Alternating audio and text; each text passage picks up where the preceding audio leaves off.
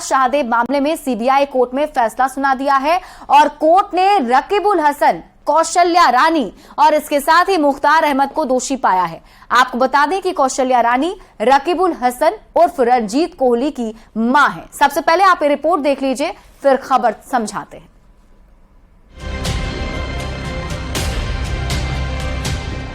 Love जिहाद का जिक्र तो अक्सर होता है, पहली बार लव जिहाद के किसी मामले में सजा हुई है।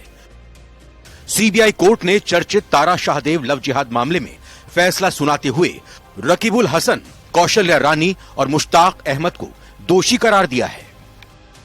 इंडियन पिनल कोड के डिफरेंट धाराओं में कन्विक्ट किया। तीनों आरोपी जो थे अब न्यायिक हिरासत में भी जाएंगे। कौन वो तीनों आरोपी थे और कौन कौन से धारा? पहले रकीबुल हैं, दूसरे कौशल रानी है और तीसरे मुश्ताक अहमद। अगर तीनों की बात करें तो रकीबुल मुख्य आरोपी थे, कौशल माँ थी है, एक जो थे ये फैसिलिटेटर। मामला देखिए 498A का केस था, 376 था, अदर सेक्शंस भी थे लगे हुए उसके अंदर में। बहुत से उसमें से कुछ में बरी किया गया है, कुछ सेक्शंस में जो है सो सजा दिया गया है। तो अब सेंटेंस के पॉइंट पर हम लोग उस दिन सुनेंगे और उसके बाद ही अब फाइनल ये हम लोगों का वर्डिक्ट आएगा कोर्ट से, and then will prefer appeal against that order before the honourable high court. Tara Shahdeo love jihad case में सुनवाई के लिए पहले से 30 सितंबर की तारीख तय थी। समय पर कोर्ट में सुनवाई शुरू हुई। सुनवाई के समय तारा शाहदेव के साथ साथ सभी आरोपी भी कोर्ट में मौजूद थे। सुनवाई के दौरान तारा शाहदेव की तरफ से लगाए गए आरोपों पर कोर्ट ने मुख्तार से सवाल किया। पूछा गया, जब हिंदू धर्म मानकर की थी शादी तो घर में कैसे मिली मुस्लिम धार्मिक पुस्तकें?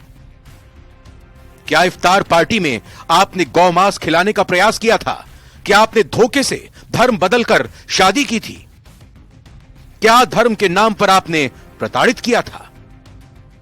क्या हिंदू धर्म को आहत करने का प्रयास किया था? क्या आप जान से मारने की धमकी देते थे? इन सभी सवालों पर मुख्तार अहमद उलझता हुआ दिखाई दिया। सवाल जवाब खत्म होने के बाद बारी कोर्ट के फैसले की थी।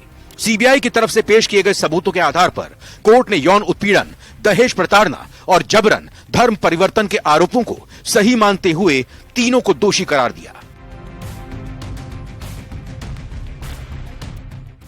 रंजीत कोहली को आईपीसी की धारा 120B, 376, 323, 298, 506, 496 में, कौशल्या रानी को आईपीसी की धारा 120B, 298, 506, 323 में और मुश्ताक अहमद को आईपीसी की धारा 120B, 298 में दोषी करार दिया गया है।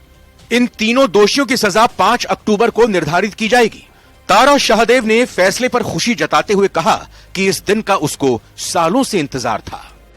मुझे न्यायालय पे पूरा विश्वास था। 9 साल से इस दिन के इंतजार के लिए मैं हर दिन प्रार्थना कर रही थी। जैसा न्यायालय का रहा है, न्याय मिला है मुझे और यकीन उनको सजा, मुझे तहत तो नहीं पता भी एक्ट क्या क्या है, जो भी एक्ट है उसके तहत उनको सजा मिले, बस इतना ही प्रार्थना है। आप सबका धन्यवाद, सबके सहयोग से ही ये संभव हो पाया है।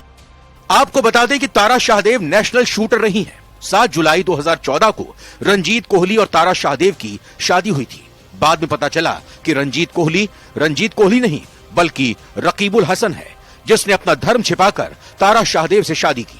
शादी के बाद ही रंजीत उर्फ रकीबुल हसन तारा शाहदेव पर जबरन धर्म परिवर्तन करने के लिए उत्पीड़न करने लगा। इस्लाम धर्म कबूल करने को लेकर दबाव डालने लगा। मामला सुर्खियों में आया तो पुलिस जांच शुरू हुई, लेकिन तारा शाहदेव ने सीबीआई जांच की मांग की। 2015 में पूरे मामले की जांच को सीबीआई कोर्ट ने अपने हाथों में ले लिया और आखिरकार लव जिहाद के केस में पहली बार किसी को सजा हुई है और तारा शाहदेव को इंसाफ मिल सका है।